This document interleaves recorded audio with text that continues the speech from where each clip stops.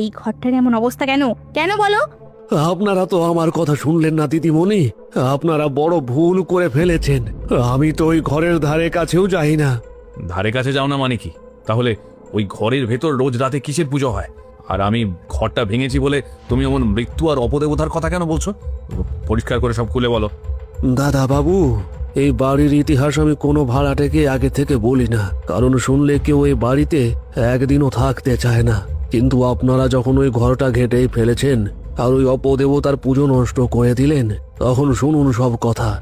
বলো, কি এমন ইতিহাস আছে এই পচা কাঠের ঘরের? এই বিশাল বাড়ির আসল মালিক ছিলেন তাপস রায়। খুব ভালো মানুষ ছিলেন। আমার বাবাও ওনাদের বাড়িতে কাজ করতেন, আর বাবার মৃত্যুর পর সেই সুবাদেই আমিও এই বাড়িতে কাজে আসি। রায়বাবু কি কোনো তান্ত্রিক ছিলেন নাকি?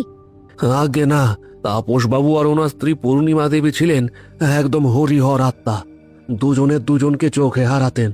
ওনাদের কোনো সন্তান ছিল না, কিন্তু দুজনের ভালোবাসায় কোনো খাদ ছিল না।